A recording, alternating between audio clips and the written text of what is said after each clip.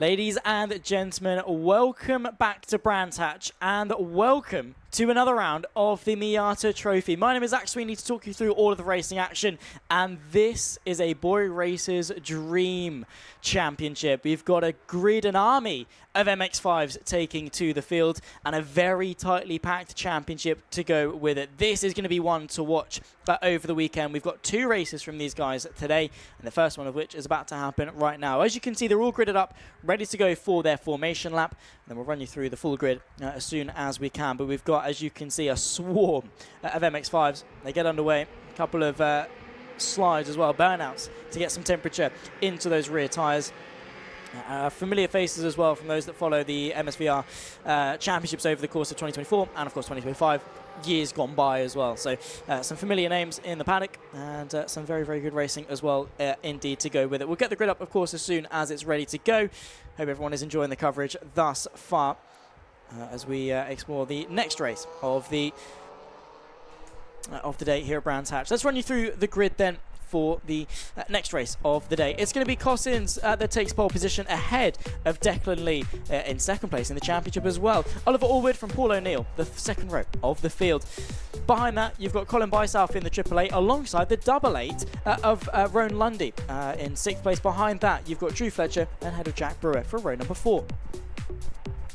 Kamal Kelsey ahead of McAlpin for the 5th row of the grid, ahead of Blake Baldwin and the 27 of Max Lynn for row number 6. They're going to be keep each other company on the run towards turn number 1. Miller from Hills, the 7th row, ahead of the 68 of Baldwin and the 444 of Coombs in P16. Behind that comes James Ball and John Robinson, the 13 and the 2, ahead of the 55 of Fleet and Powell, the top 20. David Newick from Amy Watts there, P21 and P22 respectively. 28 of Hodges ahead of another Robinson, this time in the form of David in P24. One lonely row 13 at the back with John Langridge and Jack Hargraves as well. Behind that as well, Taylor and Ayrton a little bit further back on row 16. They're qualified P27 and P28 respectively as well. They're making their way around the formation lap as we speak. They'll line themselves up on the grid for a standing start and then get ourselves underway. It's been a couple of races actually since we saw a standing start. There are the weather conditions. It's gone up a little bit since we last checked in on them. So by about a degree. I think the humidity has changed ever so slightly as well. In fact, it was maybe around 48%-ish when we last checked it as well. So track has either stayed the same or got a little bit hotter, so either sort of bad or worse as such in terms of the track temp, but should be very, very good indeed. And that's going to be a big talking point actually in these MX-5s. Slightly low power. Of course, they are low weight as well. Very, very good race cars, especially sort of for people starting out or even towards the end of their racing career. But the problem is that it's hard to get them up to speed. You have to keep that momentum up. So when you've got a high track temp, managing the tyre squill and the tyre scrub is going to be so important to maintaining that lap time, because if you sort of get a snap on the exit of a corner, it's then going to cause some trouble in you getting back up to speed. So keep an eye out for that. Drivers going to have to manage their tyre temps and, of course, keep each other company as well. Of course, the gap at the front for pole, James Cossins was able to tip Declan Lee by about 0.6 of a second, but from what I saw of Declan Lee over the duration of last year, is a very, very quick and competent driver when it comes to the race. Just waiting for the last couple of drivers to line up at the back of the field. The likes of Benjamin Taylor and Oscar Ayton. Of course, John Langridge as well down in P25. Not exactly where I'd expect to sort of see him. Be interesting to see if he's able to make his way sort of forwards throughout the race and how many places he can gain by the race's end. 20 minutes for this race. So a nice sprint race to sink our teeth into for the first race, of course, of the Miata Trophy this weekend. And look at that sight of grid of MX-5s all lined up, Noah's Ark style 2x2. The lights will come on, and look at how Declan Lee is poised straight to the inside to try and tip or defend that second place going into turn number 1. Green flag waves at the back of the field. The lights come on.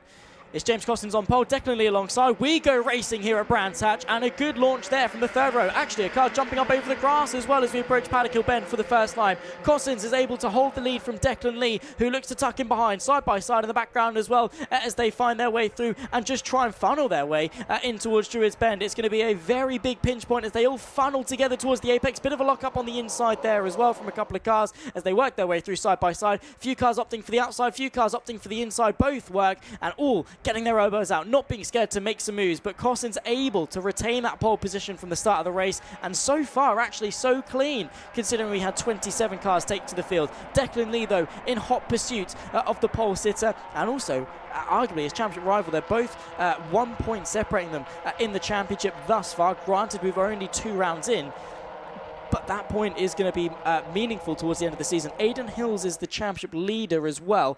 He at the moment is down in P14 in this race, and that is a huge hit for the championship leader that both Lee and Cossins are going to want to capitalise on side by side, multiple rows deep, 3 wide momentarily towards the back end of the field as well. As once again into Westfield, like I say, we'll lose them towards Sheen and Dingledale, pick them back up through Sterling's.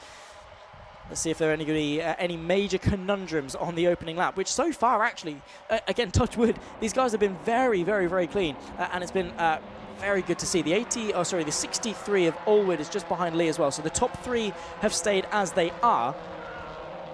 For the opening bit of this race. That's very wide, a bit too wide from the silver and blue MX-5 just in front of these guys. That is going to be some dirty tyres, compromising the grip ever so slightly through Clark Curve. The 93 then of Brewer there in P8 at the start of the race. Let's see how they are as they break the beam. Declan Lee looking very, very close in the slipstream towards Paddock Hill Bend. Maybe going to be eyeing up a move for the lead in the near future. That's very late on the brakes there from Allwood, getting all squirrely and very close to the rear end of the 12, closing that gap. We've now got 4 cars nose to tail towards Druids Bend. Declan Lee trying to cover off and also attack in a very peculiar position. Then, of course, you've got the 29 of O'Neill trying to close in a gap. The AAA and the 8 by South and Hills, who's worked up 8 places on this opening lap. The championship leader proving his worth all over the rear end of that 888 machine. Towards Surtees, are we going to see any moves before the long straight towards Hawthorns Bend? No, as Cossins has been able to hold firm for the lead. There's the move to the inside, though, from Hills on the 888. So we've got 4 8s going side by side. 17.5 minutes still left to go in this race. Plenty of action still to come with it. And a drag race now towards Hawthorns. That exit was going to be crucial. So it was a case of who put their foot to the floor first. I saw about 4 cars operate the same frame towards Hawthorns. Inside line for Hills. Gets that position up ahead now into what will be 5th place. That is wide. That is Declan Lee off going into Westfield. He's going to lose not 1, 2, 3, maybe even 4 places by the time we pick him up in a few moments' time. A huge mistake for one of our championship contenders then. Declan Lee running way too wide through Hawthorns Bend. Same too for Allwood, way too wide on the exit. A couple of cars as well picking up some dust. Blimey. These drivers on the absolute limit of what MX-5s are capable of. That is what we love to see. Thankfully, no spins, no dramas. Look to the inside there. Nicely done. That's going to be the number 8. That's Hills. A poor qualifying, but so quick to make up for it in this race. We're not even 2 laps in, and he's been able to make up now 10 places as he breaks the beam. Up now into what is going to be not even 3rd place for Hills. Remarkable stuff in towards Paddock Hill Bend. Eyeing up the move on the 63 of Allwood to make his way into 2nd place as well. Defensive goes the 63. There goes the number 8, of course, the light blue machine of Hills on the inside. Bit of a lock up there and a bit of contact between the 29 of O'Neill and the 888 of By South.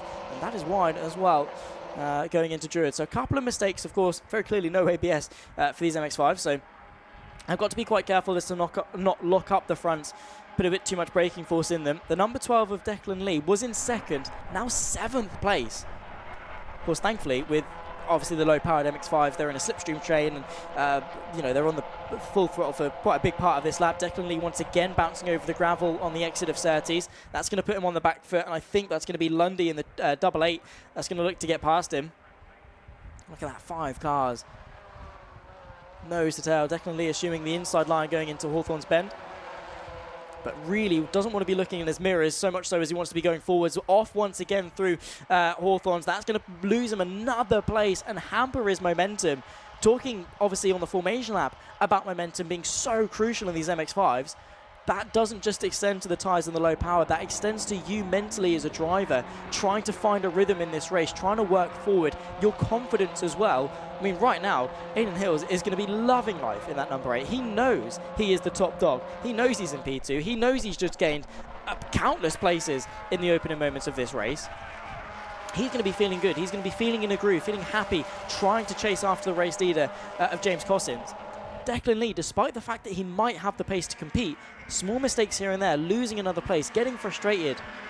it's hard to then pick yourself back up. But of course, Declan Lee, the driver that we know, of course, finished P2 in the championship to John Langridge last season. That's why Langridge sort of lingering back at the back end of the field surprised me so much. That is an MX-5 that should not be doing some rallying by any stretch of the imagination. A very dusty front end for Lundy in the 88 machine. Probably going to need a quick jet wash, I think, after the events of today, just to clean it up nice and spick and span for later on in the day. A lot of gravel being kicked up. Got to be careful as well, not like chip your windscreen or anything like that with the gravel and stuff being picked up from cars in front of you. Can very easily happen. Yeah, for Declan Lee, it's going to be a tough one to pick up. Of course, second place in the championship, was second last year as well. Knows that he's a good driver, has taken podiums, wins, pole positions, you name it, he's done it. But yeah, just for whatever reason, this race not been able to pick himself back up, but still plenty of racing left to go. Still over half of it left, so we won't sort of count him down and out just yet. The fight at the front, Aiden Hill's putting in the fast lap of the race by 0.3 of a second. The gap now 2.2 to Cossins when they last broke the beam. I'd assume that gap would have maybe closed ever so slightly as well over the course of the last 2/3 of a lap.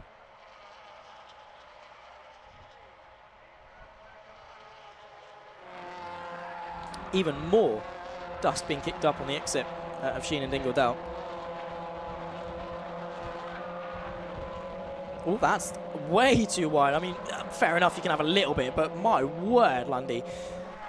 The 88 wide and off there through Sterling.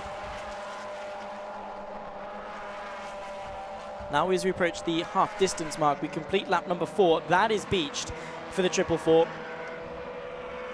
And it seems that corner has been a bit of a problem for many a driver. The 29 versus the 888, that's going to be O'Neill versus By-South through Paddock Hill Bend. Up the hill once more. I don't think they're going to be bringing out a full course caution, maybe just double waved yellows through that particular part of the track that we saw Lundy beached. Oh, sorry, no, it wasn't Lundy running wide. There was the 444, I do apologise.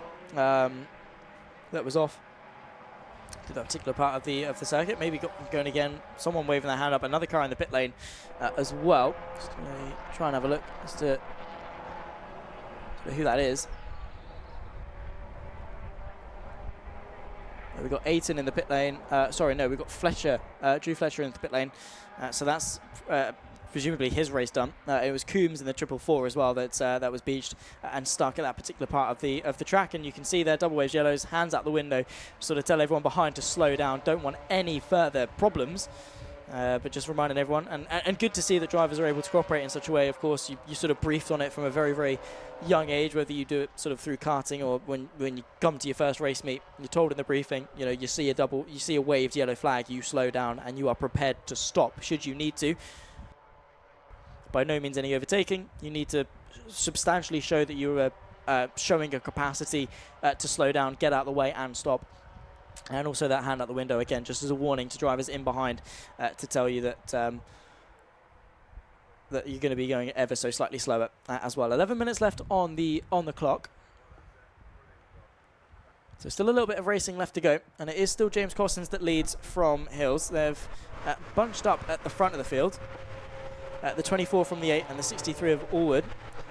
So still a race left to go. I think they are under maybe a full course caution. They are. It's a safety car. So the safety car will bunch the pack up. And once the 444 of Coombs will be recovered, we'll be able to go racing once more.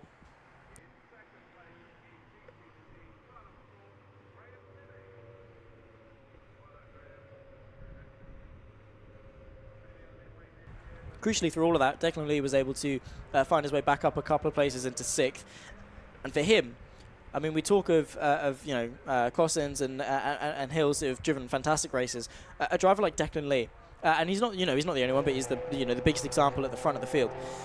This safety car now, queuing up, of course, behind the Hyundai pace car, needs to use this as a bit of a reset. He needs to calm down through the safety car. Needs to sort of collect himself, collect his thoughts, reset and go again. He's still got, probably by the time we get racing again, maybe 6 minutes, depends as to how quickly we can get that car recovered and the safety car to go in. He's going to have time to make some moves. He needs to reset, not get too overzealous, not get too ambitious with his moves, and just tidy it up. A couple of mistakes, and it's not been massive mistakes. He's not had huge snaps of oversteer. He's not had huge lockups. He's ran wide on the exit of Hawthorns, which admittedly everyone and their nan have done. right? It's not a difficult thing to do, but it's just when you're in such a big pack with everyone behind you in these MX-5s, it's very similar to that of you'd see in karting or any sort of form of pack racing, where you just get swallowed from the drivers behind. They see that, they lick their lips, they smell blood in the water, and absolutely will capitalize on it. Of course, we've got the recoveries and marshals on scene to deal with the 444, who's now beached. So everyone bunching behind the safety car, trying to get this race restarted as soon as possible. Of course, that timer still ticking down. So, of course, for Cossins, with the speed that Aiden Hills has been showing over the course of this race, is going to be like, oh, it's fine, you guys, you take your time. That 444, he can wait. It's fine. The recovery, you guys take your time. Take 8 minutes and 40 seconds if you feel like it. I'm all good. I'm easy. Aiden Hills is going to be saying, well, come on, guys, get a move on. I want to go racing once more. Of course, Cossins wants the nice, easy win. Hills wants to be able to fight for that, despite the fact that he started. Confirm it was P14 for Aiden Hills, the championship leader on P14, row 7 of the grid. He's made up 12 places in 12 minutes, and potentially still, arguably, maybe is the favourite to win this race. You can see the only one of the top lot to be very aggressively weaving. Cossins then joins him in that affair, but just trying to maintain some temperature in the tyres. I mean, there are a couple of sort of shaded, that's the word, areas of around Brands Hatch, particularly towards the back end of the track, where maybe the tyres can cool down a little bit, particularly when you're going a bit slower. So maybe just trying to scrub some heat into them. Surface temperature, of course. I mean, over the race, the internal carcass temperature will heat up and expand and be warm. It's very hard for that to drastically cool down. It's that surface temperature, that initial bite that you're going to want off the restart, particularly into Paddock Hill, where the car is demanding so much of the tyres to get through. You don't want to have cold tyres when that happens. I think we made some progress with the recovery. Just got to get Coombs, obviously, recovered and out. And of course, it's understandable this is a safety car, right? I mean, double wave yellows, great, that's fine. But it's been a trouble spot all race long, and it's not a corner where you want a car stationary on the exit of a blind apex corner, right? One especially where you've seen people completely muck it up and go very wide. I mean, we saw that, obviously, no offense to the 444. It's one of those where you have to call a safety car, you have to neutralize the race, you have to bring everyone back down to half race speed, because it takes one snap of oversteer for that to be a huge crash that, of course, we don't want to see. So neutralizing the race, by far the best decision. And I'll echo what I said earlier on, the race directors, the race officials, the marshals, the ambulance crew, the recovery crew, everyone that goes on, you know, the faces that you don't necessarily see, and the voices you don't necessarily hear, do so much work to make sure a race meeting goes logistically so well, because you've got countless drivers, right, that all want a fair share of track time. You've got tracks that have to book countless championships, and you've only got so many weekends in a year to make it run smoothly. And it's an expensive affair, right? People spend a lot of money to go racing. It has to run smoothly, and it's a lot of pressure on a lot of shoulders that they deal with so well. So I think everyone in the motorsport community, club racing or national level or whatever it is, has to sort of show so much gratitude to the work that people do in order to make sure that we can go racing. That 28, I did notice that rear bumper looking a little bit suspect. The 28, that's going to be Jack Hodges. Where is he at the moment in the field? He's P23, so he's gone ever so slightly backwards from where he started. Oh no, in fact, actually, he stayed exactly the same space. 23rd in quali, 23rd at the moment on track, but with a couple of battle scars to go with it. So in cars like these, it's not going to make a huge difference in terms of performance, unless it like sort of drags along the back of the car, or maybe gets caught under a wheel or something. It's not going to be a huge detriment. But the problem is that it could fall off and go into into someone else. So it'd be interesting to see if sort of anything comes about of that, maybe a meatball flag or something to inform him of the damage, or he's able to just carry on. 5 minutes left to go. Still under safety car for the Miata Trophy. That's just going to be to the absolute pleasure of James Cossins at the front of the field. We are making some progress. That 444 has been moved quite far. Driver is out, but is it out of the way enough to bring the safety car in? I think so, because the Hyundai has dipped.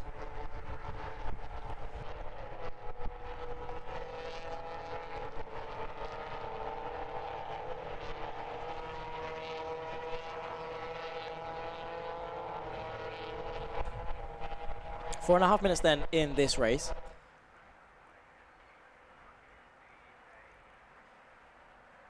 No information on live timing regarding the safety car coming in at the end of this lap, but we'll have to wait and see. 4 minutes left to go, like I say. Going to translate into, well, realistically, by the time they get to the line, 3 minutes. So they're going to get 2 more laps in if the safety car is in this lap, which I assume it will be. Cossins and Hills and Allwood, all 3 of them have shown some remarkable pace in this race. Cossins has led from pole up until now. Hill has worked his way up from 14th on the grid to 2nd place. And the championship leader is going to be looking to extend that and take yet another victory this season.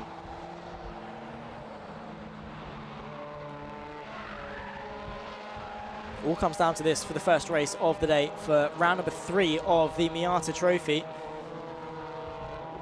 3 minutes 30 left on the clock. Final bits of weaving being done. It's going to be Cossins that controls the pace.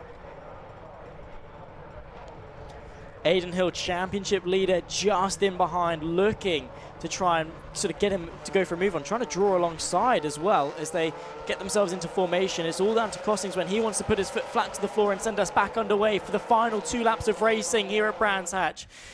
As we go once more towards turn number 1, and Cossins is able to control the pack in towards Paddock Hill Bend. Hills as well. There's going to be a couple of moves in the background. I think Declan Lee trying to make some moves. Also O'Neill as well, trying to find his way through on Allwood. Down the hill through Paddock Hill Bend. O'Neill, the 29 machine, under pressure from the Triple Eight at By South into the braking zone, and a huge lock up there from By South. Declan Lee assumes the inside line, picks his way through to the apex, but can't quite seal the deal in terms of the move. Everyone funnels their way through onto the penultimate lap of this race, down the hill towards Graham Hill Bend, and the 2 leaders are practically pushing each other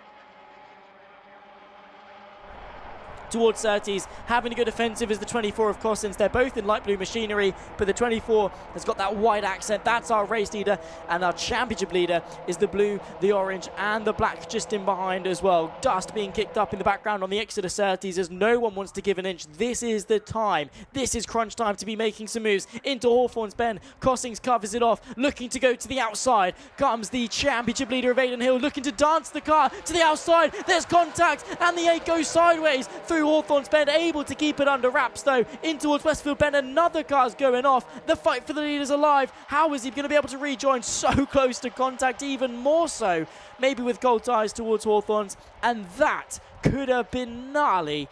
But Cossins able to hang on. Hill, more importantly, able to hang on to that car. How he was able to keep it under wraps, I do not know. Another car doing their best Colin McRae impression in the background. 1.5 minutes left on the clock. We're about to start the final lap of the race. Even more cars running wide. 1 more lap left to decide it all then here for the Miata Trophy, race number 1 of the weekend. 1 minute 20 left on the clock. It's James Cossins that commands the race after pole position in qualifying. Hills, though, is not going to want to give it in. It's Declan Lee side by side with the Triple Eight of By South towards Paddock Hill Bend. It's the Triple Eight that has got the measure, just able to tip the green machine of Declan Lee around the outside. Lovely little bit of racing between the pair of them. There's the fight at the front. The 24 trying to dance his way to the outside of Druids. Not quite close enough on that particular occasion. The number 10 as well. That is going to be McColpin trying to find his way through on Brewer for the final lap. So a lot of different battles to decipher. Miata Trophy, final lap. Surtees, half a lap left to go. And Hills has found a way through. The number 8 was able to find a way through on the exit of Surtees while we were sort of seeing at the back end of that fight. So Hills is now through. What can Cossins do as he's running out of opportunities? He's led every single lap of this race, but it means diddly squat if he doesn't cross the checkered flag first. Into Hawthorne's, weaving around, trying to break the slipstream. There's nothing that Cossins can do into here. He needs a mistake from the championship leader to tip him to race victory. Both of them pushing the absolute limit of grip on the exit of Hawthorne's into Westfield for the final time. And a huge snap of oversteer, potentially locking the rears there from Cossins as he gets armfuls of opposite lock, trying to hang on to a chance of race victory. But Aidan Hills, what a story of a race that this has been. 0 seconds on the clock. The checker flag will wave. And the mistake was there.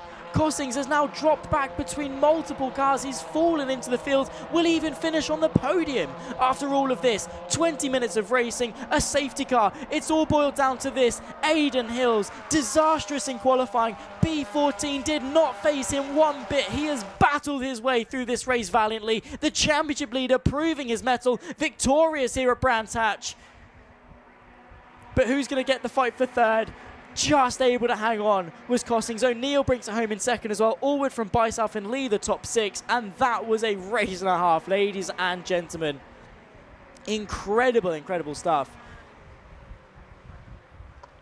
Who knew that MX-5s were such good race cars? I definitely did. They are just so amazing. And that is a race when you get spec series, drivers that love to get their elbows out but still be respectful. What a race that was. Of course, we'll be able to get the results quite quickly after the safety car because everyone was all bunched up, so no one finished too far sort of amiss from each other. There is your race leader, an extended championship leader of Aidan Hills. Incredible, incredible stuff after 20 hard, long minutes of racing, obviously with the safety car as well, to sort of mellow it out a little bit. But mistakes everywhere. Drivers having to sort of bail out of moves and go for moves that were maybe a little bit unorthodox, having to correct massive slides. And here's how it racked up. It was Aidan Hills that took victory from O'Neill. James Cossins from pole drops to third after a last lap mistake, despite the fact he was able to control the race so well. Allward from the Triple Eight of Bysouth. Declan Lee from the front row falls down to 6th, but a good recovery despite a couple of mistakes. Brewer from McAlpin, Blake Baldwin, and Miller, the top 10. After the proceedings of this race. The rest of the top 20 are as such. Lundy in the 88, Coulsey, Lynn, Watson, Ball, the top 15, the 25 of Powell. Then comes the 55 of Fleet, the 2 of Robertson, Newick, Taylor, and our sort of couple of drivers at the back end of the field. We've got Robertson, Hargraves, Ayton, Baldwin, Hodges, Fletcher, who are both 6 laps down, and of course the 444 of Coombs, the driver that we saw be the cause of the lone safety car that we had for the Miata Trophy. These guys are going to be back out for our final race of the day around about 6:10. Make sure you do not miss it, because if it's anything like race 1, it's going to be absolutely electric all the way through. We're going to be taking a little bit of a break. We'll be back out in about 20 minutes time for the Sports 2000 Championship, and we'll see you then.